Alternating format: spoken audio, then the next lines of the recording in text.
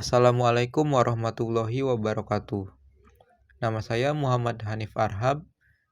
Di sini saya akan menjelaskan sedikit tentang materi-materi yang sudah diajarkan pada mata kuliah PTI di semester 2 ini. Nah, yang pertama adalah konsep dasar jaringan komputer.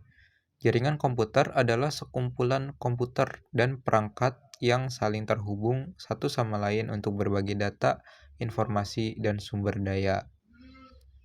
Contoh-contohnya itu seperti LAN atau Local Area Network. Ini jaringan yang ada di dalam misalnya sebuah perusahaan itu kayak gedung, areanya jadi cuma di dalam perusahaan itu aja. Kemudian ada MAN atau Metropolitan Area Network. Ini mencakup wilayahnya itu kayak satu kota. Contohnya tuh jaringan antar gedung dalam universitas gitu, antar fakultas. Kemudian ada WAN, Wide Area Network. Ini mencakup wilayah yang sangat luas seperti negara bahkan dunia ya. Contohnya itu adalah internet yang biasa digunakan. Kemudian ada PAN atau Personal Area Network. Ini ruang lingkupnya itu pribadi ya. Kayak contohnya itu Bluetooth. Kemudian materi kedua yaitu protokol TCP/IP dan model OSI. TCP/IP itu adalah sekumpulan protokol komunikasi yang digunakan di internet untuk mengatur pengiriman dan penerimaan data antar perangkat. Model OSI adalah model konseptual yang membagi proses komunikasi jaringan menjadi 7 lapisan. Nah, lapisan-lapisan ini ada yang pertama physical layer, itu untuk transmisi data fisik, contohnya seperti kabel dan sinyal. Kemudian ada data link layer untuk pengalamatan MAC. Nah, dan juga deteksi error. Yang ketiga ada network layer, itu fungsinya adalah untuk routing dan juga IP address. Yang keempat ada transport layer untuk pengiriman data, contohnya seperti TCP dan juga UDP. Yang kelima ada session layer. Fungsinya ini untuk mengelola sesi komunikasi.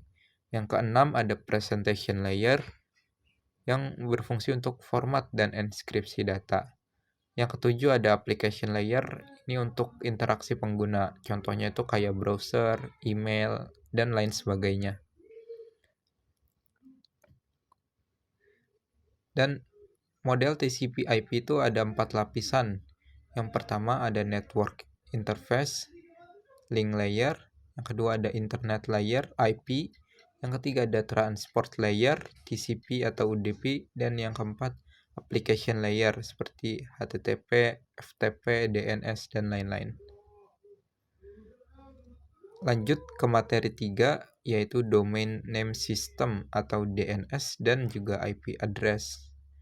IP address itu adalah alamat unik yang diberikan ke setiap perangkat di jaringan agar dapat dikenali. IP address itu ada IPv4 dan juga IPv6. Contoh IP address itu seperti angka-angka kayak 192.168.0.1 dan lain sebagainya. Kemudian DNS. DNS itu adalah sistem penamaan yang menerjemahkan nama domain seperti www.google.com itu menjadi alamat IP. Macam-macam DNS itu seperti resolver DNS, root server, top level domain server, dan authoritative server. Materi keempat yaitu teknologi web, HTTP, HTTPS, dan HTML. HTTP Hypertext Transfer Protocol. Ini adalah protokol komunikasi untuk mentransfer halaman web. Kemudian HTTPS, HTTP Secure adalah HTTP yang sudah dienkripsi dengan SSL atau TLS untuk keamanan. Kemudian HTML, Hypertext Markup Language, bahasa markup untuk membuat dan menampilkan halaman web.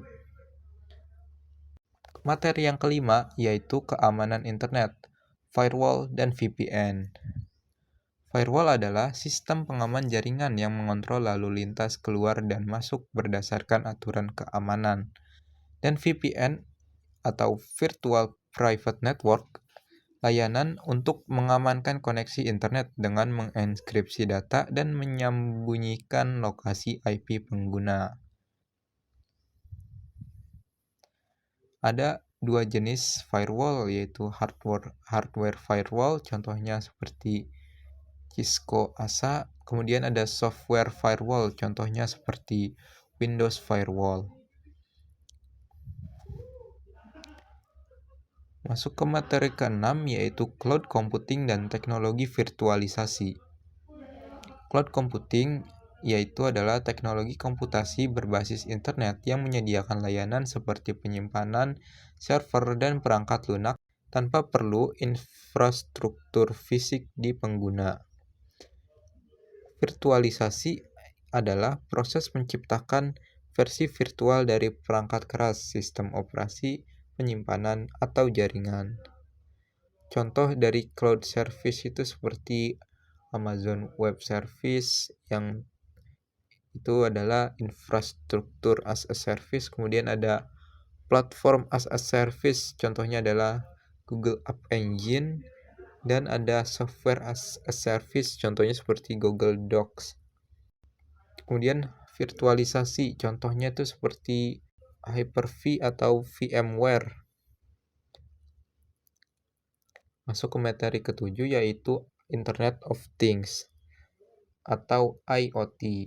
IoT itu adalah sistem perangkat fisik, sensor, perangkat rumah tangga, kendaraan, dan lain-lain yang terhubung ke internet dan dapat saling bertukar data secara otomatis. Contoh-contohnya itu seperti IoT yang ada di rumah tangga, contohnya seperti lampu otomatis dan sebagainya. Kemudian materi ke-8 yaitu tren terkini seperti 5G dan edge computing. 5G itu adalah teknologi jaringan seluler generasi kelima dengan kecepatan yang tinggi dan latensi yang sangat rendah. Kemudian edge computing itu adalah pemrosesan data yang dilakukan di dekat sumber data seperti perangkat IoT alih-alih server pusat atau cloud. Kemudian aplikasi teknologi internet. Teknologi internet telah merambah ke berbagai bidang kehidupan, memudahkan akses informasi, transaksi, hingga layanan publik. Contoh-contoh aplikasi dari teknologi internet yaitu seperti belanja online atau e-commerce. Contohnya seperti aplikasi Lazada, Tokopedia, Shopee, dan TikTok Shop, dan sejenisnya. Kemudian ada e-learning, pembelajaran daring seperti Ruang Guru, Pahamify, dan lain sebagainya.